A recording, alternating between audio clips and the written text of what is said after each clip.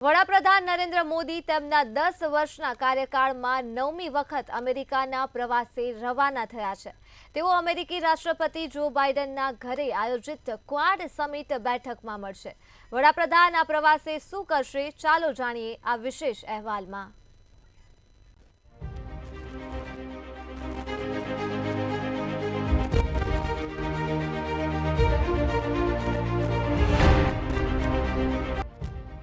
વડાપ્રધાન નરેન્દ્ર મોદી 9મી વખત અમેરિકાના પ્રવાસે છે।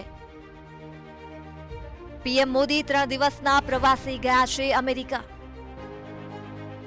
મુલાકાત દરમિયાન પીએમ ક્વાડ સમિટની ચર્ચા કરશે।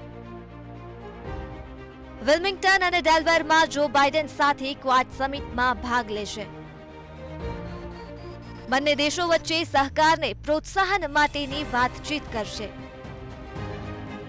ન્યૂયોર્કમાં સંયુક્ત રાષ્ટ્ર મહાસભામાં સભા સંબોધિત કરશે।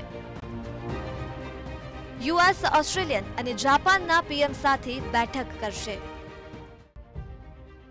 વડાપ્રધાન નરેન્દ્ર મોદી 3 દિવસીય અમેરિકી દોરા પર છે। પીએમ મોદી પોતાના 10 વર્ષના કાર્યકાળમાં 9મી વખત અમેરિકાના પ્રવાસે જઈ રહ્યા છે।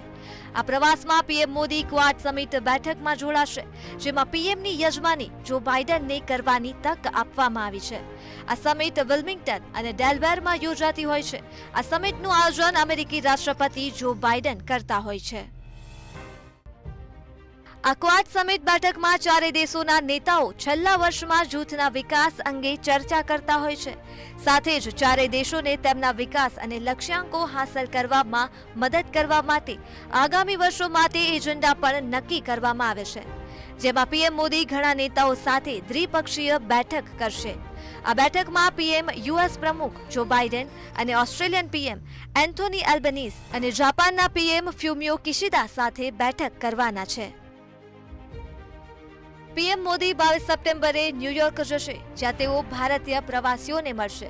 લગભગ 54,09,062 ભારતીય ઇમિગ્રન્ટ્સ અમેરિકામાં રહે છે।